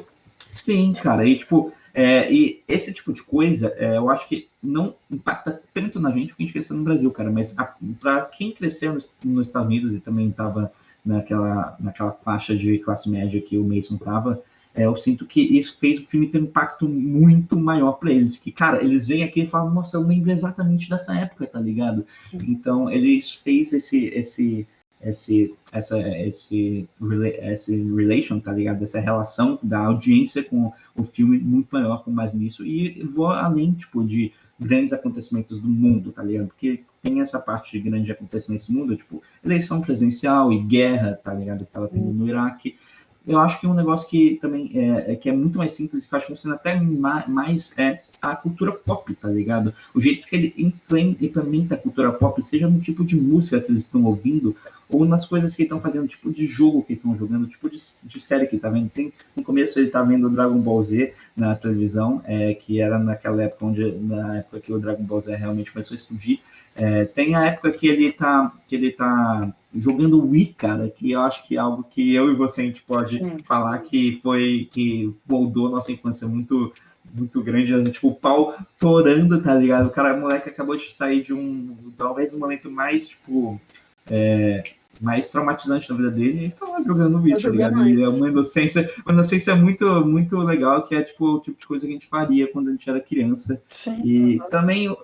E também, cara, os vídeos do YouTube que eles veem, e, tipo, toda essa cultura pop. E outro negócio que eu achei legal, tipo, como eles teve a fase do Harry Potter, dos livros do Harry Potter, que também depois virou os filmes. Muita gente também deve ter se identificado, sabe? Tipo, quem viveu mais nessa época e tudo mais. Sim, e o que eu achei interessante é que no começo tem uma cena de, tipo, que ela só tá lendo, tipo, a mãe só tá lendo o Harry Potter pra eles, e que, tipo, não importa o livro, tá ligado? Ela só tá lendo o livro Harry Potter, e depois eles linkam com esse negócio e, tipo, botaram uma cena deles lá, mas se fossem fãs de Harry Potter, isso lembrou quando ela estava lendo o livro Harry Potter, e para um filme normal, isso não importaria tanto, tá ligado? Mas, tipo, esse filme não foi um roteiro que foi escrito de uma vez, né? Foi um roteiro que foi desenvolvido com base nos anos, e, tipo, o fato de ter puxado esse gancho foi muito da hora, e, tipo, muitas outras coisas também. Agora eu tinha outra coisa que eu ia falar aqui.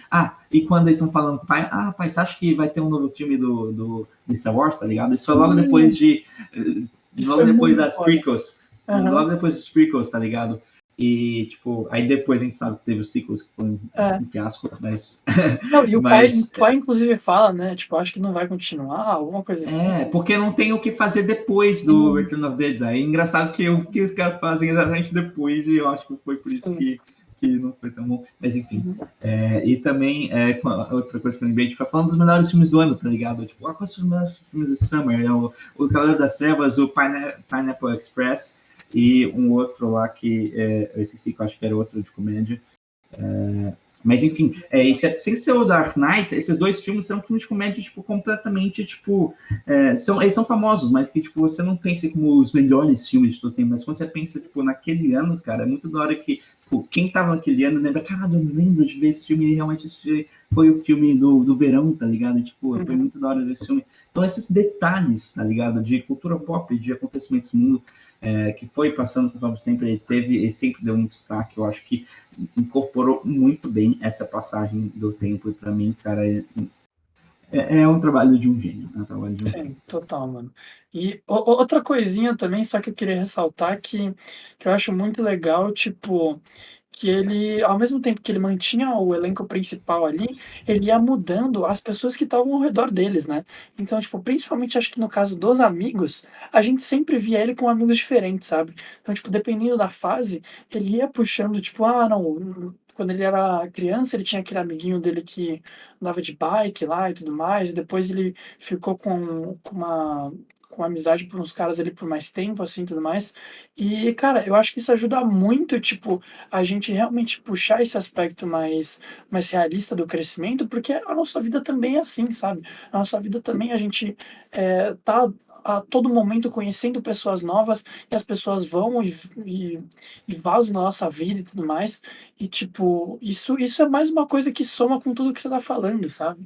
Então, tipo, são muitos elementozinhos que quando você soma tudo nesse filme, você vê que o Richard, ele pensou em muitos detalhes que a gente nem conseguiria, tipo, não conseguiria perceber se a gente só visse tudo de cara, sabe? Você tem que fazer uma análise muito grande ali no filme para entender todo o esforço que ele teve para criar uma coesão inteira nessa história que durou por 12 anos, sabe? Sim.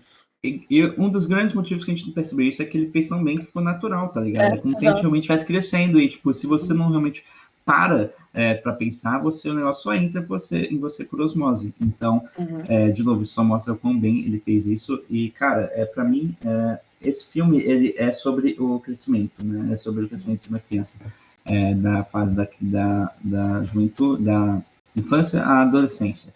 mas eu acho que, acima de mais nada, ele tá tentando capturar a vida, tá ligado? Isso é algo que todos os filmes fazem, tá ligado? Todos os filmes eles têm que capturar a vida em algum jeito, nem que seja, tipo, um filme de ficção científica com aliens, tá ligado? Tipo, Star Wars, ainda são humanos, tá ligado? Ainda tem uma humanidade dos personagens que você tá querendo capturar, que vem com base da nossa vida real, entre aspas. E eu acho que esse filme, ele a base dele é capturar a vida, assim como todos os outros filmes, e esse filme talvez seja o filme que melhor faz isso, tá ligado? Talvez seja porque ele realmente, além dele, tipo, ter todo o esforço de focar tudo em capturar a vida, ele também tem um esforço técnico de fazer tudo, tipo, com base na produção para capturar essa vida. Não sei se é por isso, provavelmente é. Mas ele, pra mim, é o filme que melhor captura a vida, assim, que eu já vi. Tipo, você vai falar um filme pra você, cara, eu quero ver um filme que captura a vida, eu quero realmente estar, tipo, vivendo a vida de uma pessoa, tá ligado? Que é isso quando você faz, quando você vai ver um filme, você vê a vida de uma pessoa. Ver Boyhood, tá ligado? Esse é o filme que melhor faz isso. E eu acho que ele também pega a parte mais importante da nossa vida, né? Então, que é o nosso crescimento, a evolução da nossa infância para a fase adulta. Então, é durante todo esse período que a gente se forma como pessoa, que o nosso caráter é desenvolvido, que a nossa identidade é desenvolvida. E aí, se você passasse do ponto que foi o final, você ia ver que o protagonista ele ia mudar muito menos, sabe? Porque ele já ia estar muito mais estabelecido ali naquela pessoa e tudo mais. Só que quando você pega essa parte inicial da vida de uma pessoa, se a gente pudesse ter um filme desse para cada pessoa que a gente conhece, a gente ia entender muito melhor uma pessoa do que se a gente pegasse 18 anos começando a partir dos 30, por exemplo, entendeu? Então, isso eu acho que foi outro ponto também que contribuiu muito para entender muito bem essa progressão que a gente tem na nossa vida, sabe? Sim, e realmente, depois dessa fase de realmente do início da fase adulta, cara, você muda muito menos de um ano pro outro. Se você realmente der uns time jumps maior, talvez você perceba a mudança, mas de um ano pro outro você não muda quase nada, tá ligado? E quebra um pouco do propósito do filme e seria uma proposta completamente diferente. Sim. Então, realmente, eu acho que eles pararam na hora certa e pegaram a melhor fase possível para você ver o desenvolvimento de uma pessoa e da vida dessa pessoa e para você conhecer esse personagem.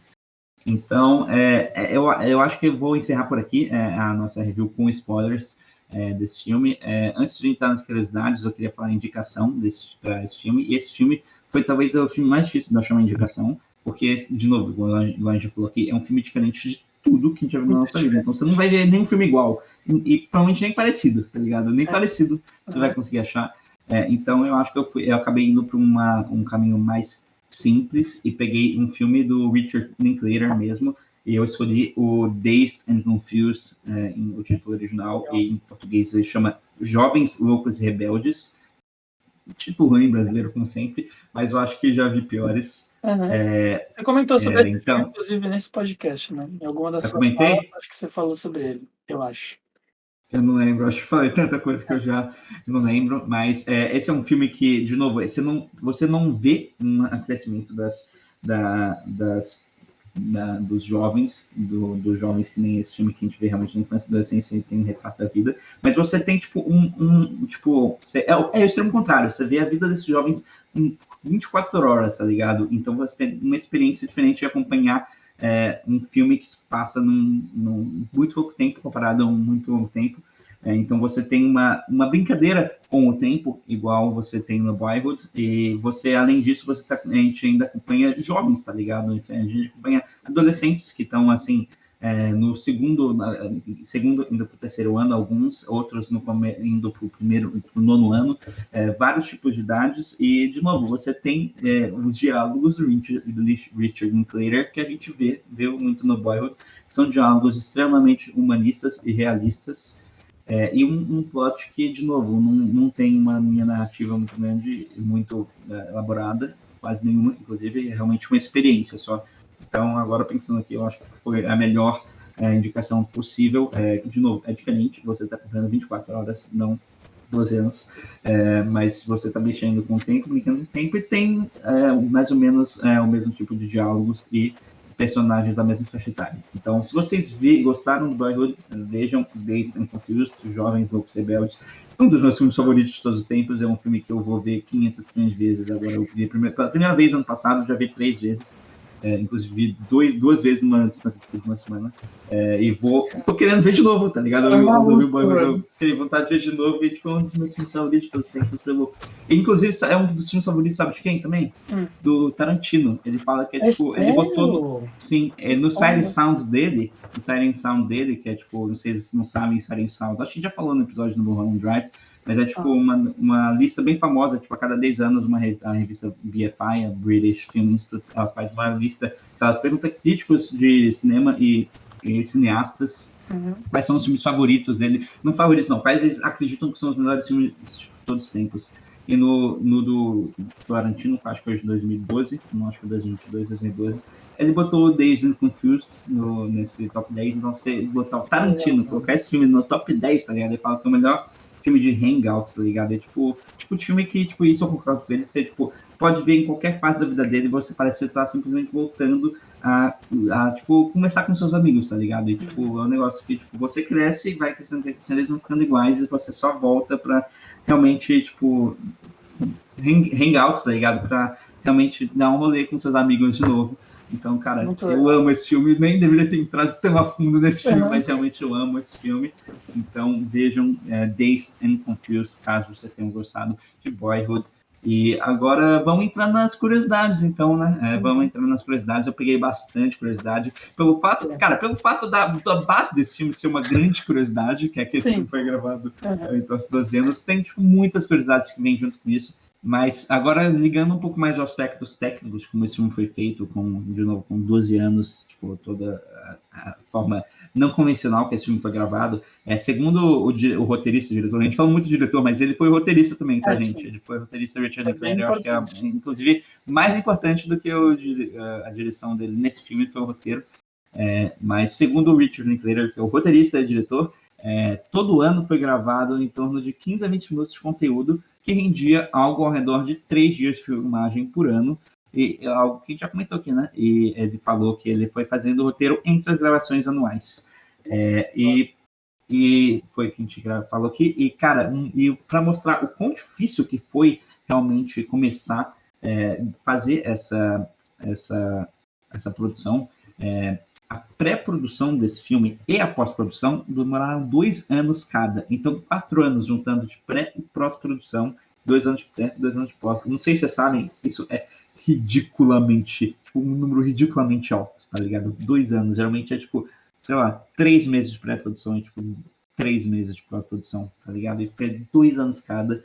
Então, isso só mostra os grandes desafios que foi realmente conseguir pensar, planejar fazer esse filme e depois, tipo, realmente conseguir organizar tudo direitinho, que devia ser uma bagunça quando os caras pararam e falaram que eles tomaram esse tempo todo para fazer isso, né? Porque a gente vê que muitas vezes os estúdios eles não querem perder todo esse tempo com pré e pós-produção porque querem que o negócio fique pronto logo e tudo mais. Sim. E esse filme inteiro foi um trabalho que todo mundo fez com muita calma, né? Todo mundo fez meio que pensando ali que queria o melhor resultado possível e é muito foda ver como quando a gente tem essa liberdade criativa ali pra galera que tá produzindo, as pessoas conseguem fazer um negócio foda, né? Conseguem produzir um filme nesse nível, com esse achievement todo, e que traz essa mensagem pica, e eu acho que isso precisaria ter muito mais no cinema, sabe? Essa liberdade de não ficar restrito a prazo e tudo mais.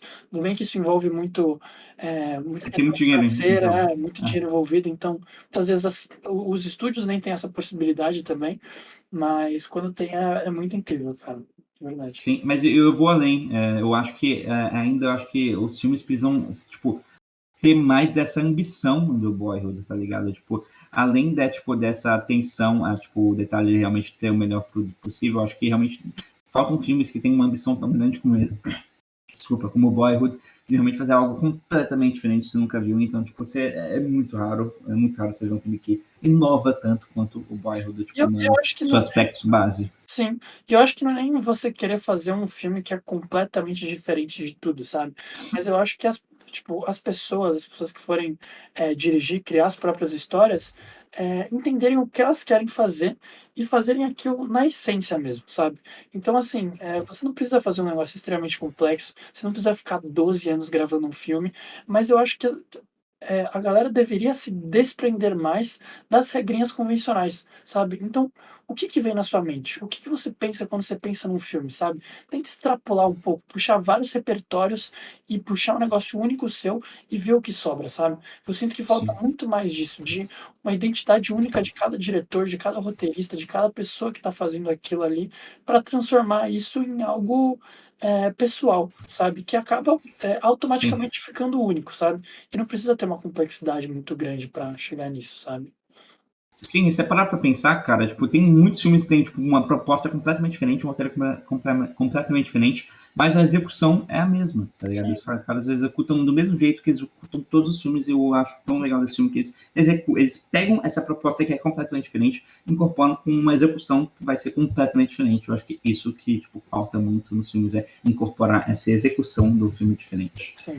Mas, voltando aqui para as curiosidades, agora falando de novo das escolhas criativas do Linklater quando ele foi gravar esse filme, o Linklater ele escolheu gravar em 35 milímetros, o formato do filme de 35 milímetros em filme mesmo, película. No começo das gravações ele escolheu gravar em 35 e mesmo com o advento das câmeras digitais, porque de novo esse filme começou a ser gravado em 2002, que foi logo quando estava popularizando o uso de câmeras digitais na indústria, e mesmo com o advento das câmeras tradicionais, digitais, ele decidiu permanecer com o 35mm, né, de película 35mm, para criar realmente uma consistência estética do filme e também para não sofrer com uma disparidade da qualidade da imagem no começo e no fim das gravações. Se você para pensar, vai além realmente de uma consistência técnica da coisa, realmente do filme parecer ser o mesmo no começo ao fim, né, independente do tempo que está se passando, mas vai um pouco também de filme 35mm, mano, daqui a 5 anos, 20 anos, 50 anos, o filme vai ser o mesmo, tá ligado? A película vai ser a mesma. O jeito que a película, que o negócio tá ligado? O jeito que ele olha, aspecto, toda a estética da imagem na película vai ser a mesma. Porque para quem não entende Conforme o muito da formato. película, assim, é uma captação da luz, né, então você não tem Sim, como mudar a captação da luz. Agora a questão do digital é que a gente tem câmeras que mudam muitas vezes a qualidade, mudam às vezes, sim. a forma como elas processam a cor e tudo mais, fazem toda essa correção. Então é por isso que isso muda, sempre muda muito de acordo com a câmera, de acordo com a época e tudo mais, mas película é algo que é impossível de mudar, sabe, porque é a Sim, luz. a única coisa que pode mudar é vocês criarem um novo formato, saca? Tipo É, o Christopher Nolan agora que criou pela primeira vez para Oppenheimer o filme de 70mm IMAX Black and White, uhum, que é preto e branco. Foi a primeira vez que a Kodak fez esse tipo de formato de filme, foi pro Oppenheimer, mas quando você está falando de formatos já pré-estabelecidos, tipo 35mm com cor, não vai mudar. E aí, por isso que ele optou por seguir com esses 35mm, para criar realmente essa consistência estética. E, igual tá falando, além disso, quando você, no começo do filme, tá ligado? Tava ainda muito no começo das câmeras digitais. Então, você para pensar, ia ficar com uma qualidade muito, baixa, se você comparasse com a qualidade da câmera em 2014, tá ligado? 2014 é, quase o que a gente tem agora, hoje em dia, tá ligado? Um 4K, uma qualidade gigantesca. Em 2002, que era bem no comecinho, foi bem no comecinho dos anos 2000 que começou as câmeras digitais. Bem no comecinho, a qualidade era bem, assim, bem mais fraca, tá ligado? E aí realmente ia ter ficado muito, muito estranho. E, a gente olhando, assim, de fora, hoje em 2023, a gente pensa, tá, isso era uma escolha lógica, tá ligado? Mas, você para pra pensar, não foi uma escolha tão fácil, tá ligado? Que, tava a indústria tava realmente mudando para essa câmera digital, principalmente por causa do custo, tá ligado? Porque é muito caro, assim, você gravar em película, em filme, em bastante longa, trabalhoso, né. sim, e grande parte do budget, inclusive, vai pro negócio, e, o Uhum. digital trouxe toda uma facilidade e uma economia para a produção de filme, que é muito importante, principalmente para filmes independentes como Boyhood. E o Linklater, mesmo assim, cara, mesmo toda a tendência da indústria e toda a facilidade que isso ia trazer, ele falou que não, vai manter com 35. E, de novo, a gente vendo de fora parece uma escolha a única escolha, tipo, a escolha, tipo, meio que óbvia, mas na época não era, e pra mim, tipo, de A novo, gente mandou tem que muito pensar bem. também que ele não sabia como é que ia ser no futuro, né? Como é que ia ser a progressão dessas câmeras, se realmente ia evoluir tão rápido, se ia É, ficar assim por muito tempo e tudo podia mais. ficar o mesmo, podia ficar a mesma coisa no começo e no final, a gente não sabia como ia ser a progressão, porque Sim. filme, de novo, o filme, ele não muda, né? É, Porque ele não necessariamente poderia pensar que o digital mudaria também. sim. Então, mandou muito bem o Linklater. Falando aqui para a próxima, tem várias aqui, viu? Várias curiosidades, então eu acho que vocês vão gostar. Mas o Linklater, ele escolheu a sua filha da vida real, que chama Lorelei Linklater, para interpretar Samantha, a irmã mais velha do Mason, porque o diretor via ela dançando e cantando em casa, tentando convencer ele a ficar, tipo, a estrelar no filme. Aí falou, tá bom, né? É Tem um papel aí sério? para você. A Sam é Sim, a filha dele, então?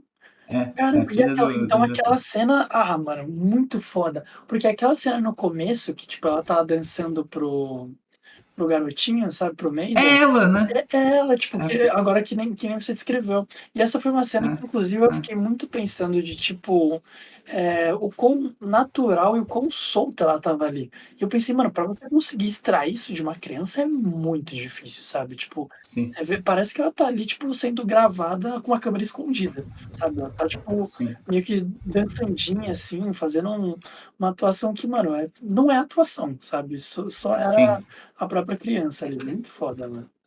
Caramba. sim. E ainda nesse negócio, por volta do terceiro e quarto ano de gravações, né? Depois, tipo, isso bem no começo, né? Terceiro e quarto ano, talvez não tão no começo, mas em comparação a 12 anos, né? Assim, a atriz, né? A Lorelei Linklater, ela perdeu interesse de continuar fazendo o filme, implorou pro pai dela para matar a personagem dela. Mas aí o Linklater falou que não, que seria algo muito, tipo, over, né, que ia realmente estoar muito no filme, ia quebrar o filme inteiro, e falou que não, continua aí. E depois de uns anos, depois de um tempinho, ela realmente voltou atrás e voltou com o entusiasmo dela. Uhum. Então, Legal. curiosidade para vocês, quase que deu muita merda. Mas no final o pai manda nela, né? Se parar pra Exato. pensar.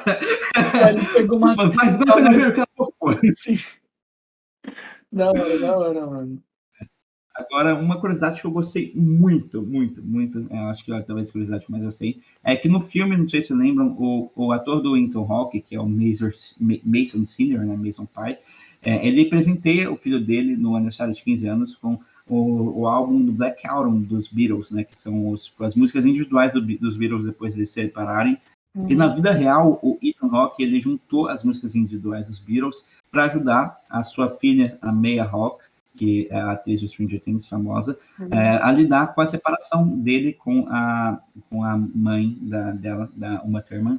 Então, isso foi algo que realmente veio da vida pessoal do Ethan. Com certeza ele né, deu a sugestão Sempre. pro Richard Linklater. Isso, de novo, só mostra realmente quão importante para o Linklater incorporar esses elementos da vida real para tipo, deixar o filme mais realista e mais humanístico possível. Então, Muito foda. Linklater é o maior de todos. Agora, mais rapidinho, umas curiosidades mais rapidinhas. O Boyhood ele foi um dos 11 filmes que receberam um Metascore um Metascore perfeito de 100 no Metacritic. Então, só 11 filmes no Metacritic, que é um canal um site de crítica bem famoso, só 11 filmes na história receberam uma nota perfeita. O Boyhood é um deles, no Metascore, né, que é a nota dos críticos. E ele também é o único filme a receber um Metascore perfeito já quando lançou nos cinemas. Então, tipo, a maioria dos filmes, quando eles receberam um Metascore, são filmes que já são mais antigos, que realmente, quando lançou o site, lançou a nota. Esse filme não, foi quando lançou o filme, ele já lançou a nota, ganhou uma nota perfeita. Então, fazendo história aí, o Boyhood, e com certeza foi por todos os achievements técnicos e como eles conseguiram lidar isso com o filme e tudo que a gente já falou aqui nesse podcast. E um aqui a gente já falou da lei da Califórnia, que nenhum dos atores eram obrigados a voltar. E a última curiosidade aqui é que tanto o personagem de Mason quanto a família dele foram extremamente inspirados na vida real do Richard Linklater. Então, aqui só alguns detalhes que a gente pode falar aqui que mostram que o quão inspirado foi. O Linklater foi criado no Texas, por uma mãe solteira, tinha uma irmã mais velha, e ele acabou que se tornou um artista. Então, isso é para pensar o mesmo também. Ele cresceu no Texas, tinha uma irmã mais velha, ele foi criado por uma mãe solteira e também virou um fotógrafo, não um cineasta, mas virou um fotógrafo. Então, de novo, como o Linklater ele se importa com os fatos da vida real para incorporar e trazer o realismo para a obra dele. Absurdo, né? Mas essas são as curiosidades, galera. Acabou a parte das curiosidades aqui. Espero que vocês tenham gostado. Sinceramente, eu gostei bastante dessas curiosidades. Todas muito interessantes, mano. Legal. Eu achei bem legais. E vamos para os nossos vereditos, Lucão. Qual é o seu veredito? O que você achou do filme? Assim, resumindo todas as suas opiniões que você achou do filme. E qual a sua nota? Já emenda a nota aí. Ok, mano. Eu acho que esse é um filme muito difícil de julgar, tipo, escolher uma nota em específico, porque a gente praticamente só comentou coisa positiva aqui dele, né? Comentou sobre como o Linklater conseguiu pegar toda essa experiência do crescimento humano e condensar isso num filme, sabe? A forma como ele conseguiu todo esse achievement de colocar os personagens irem evoluindo com o passar do tempo e crescendo mesmo durante os 12 anos e tudo mais. Então, acho que tudo isso, cara, contribuiu para uma experiência muito positiva que eu tive. Ao mesmo tempo, eu não acho que eu vou dar uma nota, tipo, absurdamente alta, tipo um 9,8 da vida como os outros filmes, porque foi um filme que, ao mesmo tempo que eu achei muito gostosinho de assistir, não é o tipo de filme que eu pego e olho e falo, caralho, mano, eu amo esse filme, sabe? Isso é uma questão, acho que muito pessoal, é muito mais experiência minha do que demérito do filme, sabe? Então, enfim, sem mais delongas aqui, acho que a nota que eu vou dar para esse filme é um sólido 9. Ok? 9? 9. Bacana. Bacana. Agora falando um pouco de mim, da minha opinião, do meu veredito, eu acho que eu já falei tudo aqui, mas só dando uma resumida. Para mim, esse é um filme que ele pega uma proposta completamente nova e ele consegue incorporar de uma perfeição, conforme a proposta dele. Talvez perfeição, talvez não. Muito bem, muito bem. Foi excepcional. E esse é um filme que teve uma dificuldade muito grande, uma proposta tão ambiciosa que ela é tipo quase impossível de acontecer. Então, para mim, eles além de, para mim, tipo, o fato de que eles tipo, além de conseguirem ter executado isso, ter ficado algo muito bom, para mim é algo sensacional e, tipo, é uma experiência única, algo que você nunca vai ver de novo, é um filme que, tipo, você pode passar 50 anos, você não vai ter um filme igual, e por causa disso, eu amo esse filme, eu acho que esse é o principal fator pelo qual eu gosto tanto desse filme, e de novo, você nunca, e você tá realmente tendo uma experiência que, tipo, é tipo, algo muito legal, que você está vendo uma pessoa crescer e é como se você estivesse vivendo a vida dessa pessoa, junto com ela. Isso é algo que, tipo, cara, o cinema, igual a gente falou, o cinema, ele tá lá existe para, tipo, expressar a vida sobre óticas diferentes. Mas no final ele está sempre expressando a vida. E esse filme, para mim, que, cara, expressa a vida na substância dela, na substância da vida, ela tipo, interpreta a vida e explora a vida do melhor jeito que eu já vi no cinema. E isso já é algo, tipo, gigantesco por si só. Mas eu não vou dar uma nota gigante para esse filme, e o motivo muito claro é algo que é muito do que o Lucão falou também, que tipo, são motivos pessoais mesmo, que tipo, do tipo de filme que a gente gosta de ver, e tipo, eu acho que é muito pelo impacto pessoal. Eu acho que tipo, realmente se eu consigo amar muito o filme, você tem um impacto muito grande em mim, tá ligado? Se eu consigo realmente me identificar muito e tipo, um impacto muito grande tipo, no que eu tô vivendo, no que eu quero viver, tipo, e tudo mais. E esse filme eu acho que... E o que eu vivi também, né? Então eu acho que esse filme teve um impacto sim, mas eu acho que ficou muito mais nos detalhes, um pouco mais na superficialidade de crescer. Eu sinto que, tipo, se eu tivesse crescido nos Estados Unidos numa classe média, que é exatamente a situação do Mason, esse filme seria, tipo, um 10/10, tá ligado? E o que eu vi, quem, tipo, realmente amou muito esse filme, sempre botou isso, tá ligado? Tipo, esse é um filme sobre a minha vida e, tipo, é como se eu tivesse visto minha infância de novo, saca? E eu não fui tão assim, tá ligado? Claro que teve muito disso em mim, assim como eu acho que deve ter tido em você e em todos que estão vendo que viram esse filme. E eu sinto que vai um pouco até mais além, tipo, não só na infância, e muitas pessoas são mães solteiras, ou, tipo, mães no geral, maternidade, paternidade, conseguem se identificar muito, é um filme muito fácil de se identificar, mas eu não consegui, tipo, ter essa identificação, esse relacionamento com esse filme, tipo, num outro nível, tá ligado? Que realmente transcende o mínimo do cinema. E por isso, a minha nota não vai ser tão alta, vai ser uma nota 8.9, que eu tinha pensado antes, eu não vou mudar, 8,9, 0,1 abaixo. Mas quase nada, né? Mas quase nada a diferença de mim pro Lucão. Se parar para comparar com minhas outras notas, realmente vocês podem considerar que ela é muito baixa, tá ligado? Talvez a segunda mais baixa que eu dei, mas isso não significa nada, porque primeiro a gente analisou filmes muito bons aqui, e realmente tudo vai no impacto emocional mesmo, e quanto o filme te impacta, é isso que é a grande base das minhas notas, por mais que tenha muitas das outras coisas, é o que separa um filme muito bom, tecnicamente, de um 10 perfeito para, tipo, sei lá, um 7, tá ligado? Realmente é o impacto emocional, quanto esse filme impactou eu como pessoa, com base na fase que eu estava vendo esse filme. Então, por isso, nota 8.9, vou fazer a média aqui. Você já fez a média? Mano, tem que 8.95. É um pouco Eu fui no... a 9,5. gente vai no automático, né? A gente vai no automático, é foda. A gente sempre tem que fazer a nota 8.95, que é a nossa nota oficial do Facencast, e isso dá num 4,5, né? 8.95 é um 4,5, praticamente um 4,5 para 4,69, quase exatamente um 4,5. Então, a nota oficial do Facencast é 4,5 para o Boyhood. Ainda não demos nenhum filme abaixo de 4,5. Quem chegou mais perto de ser abaixo de 4,5 são 4, foi o Blade Runner 2049, que quase foi 4, muito baixo. Esse já é um 4,5, mais 4,5 mesmo. E realmente estamos aí com um começo muito bom pro nosso Facencast, vendo filmes muito bons, notas muito altas, e é porque a gente está vendo filmes, avaliando filmes que a gente gosta muito, são muito bons, não é porque a gente é fácil de se agradar. Sim. Te garanto isso. Mas, enfim... próximos aí, a gente começa a fazer filmes que a gente não viu antes, por recomendação aí de vocês, né? Sim. Nos comentários, se quiserem botar, fiquem à vontade, sabe? Assim, fiquem à vontade. A gente sabe de uma pessoa que está falando do filme, ela. Exato.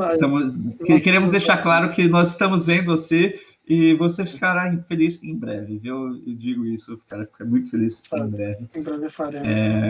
Em breve, mas... Então é isso, galera. Eu só queria fazer uma ressalva aqui agora, tá bom? Manda. Completamente o clima, porque no episódio passado a gente falou algumas bobagens de The Batman. A gente falou, né, que foi tipo a maior nota junto com o Mulholland Drive, né? Verdade. Isso foi pro... Desculpe. Eu falei que foi minha segunda maior nota quando eu dei 10 pro Whiplash, eu esqueci completamente. Sim. Então, me desculpe, ainda foi uma nota, acho que foi a terceira, né? Oi? Acho que foi a terceira. Foi a terceira, mas então, desculpe a gente aí, mas... isso acontece isso acontece porque a gente tá gravando tudo muito depois do que realmente é lançado para vocês. E isso vai mudar daqui a um tempinho, a gente vai começar a gravar mais próximo dos lançamentos. Semana. Exato. Mas aí gerou esse errinho aí. E outra observação que eu queria fazer é volatilidade da vida. Volatilidade é a palavra-chave aí, volatilidade. Então, caso vocês entenderam, né? Mas vamos fechar aí com chave de ouro, volatilidade. Se você viu esse vídeo até o final, bote nos comentários volatilidade. Nossa, eu quero ver quem chegou nessa parte, né? Ninguém. Certeza, imagina, tem gente que tipo, comenta volatilidade no meio do vídeo, só porque eu falei errado. Eu falei certo ou falei errado? O que já falei?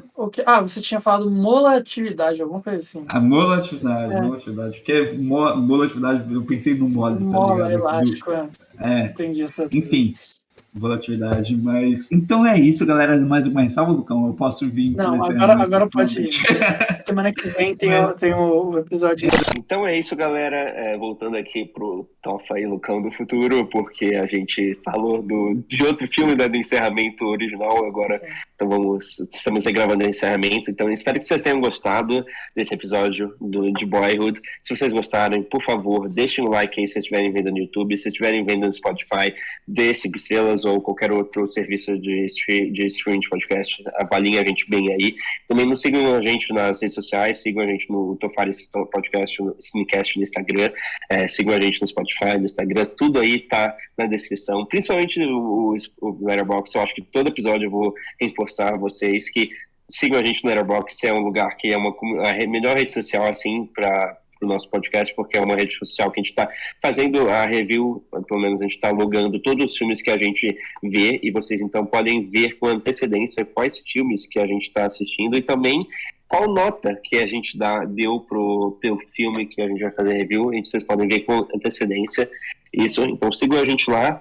E lembrando que o próximo episódio será Oppenheimer, todo o motivo pelo qual a gente está regravando aqui, com esse microfone lixo e tudo, e gravado no celular, eu no caso, é porque o próximo filme vai ser Oppenheimer, então se planejem de ver nos cinemas, se vocês puderem, que mesmo que o filme seja ruim, eu tenho certeza que vai ser uma experiência muito boa, pelo menos o podcast, né? Então, é isso, galera. Tamo junto.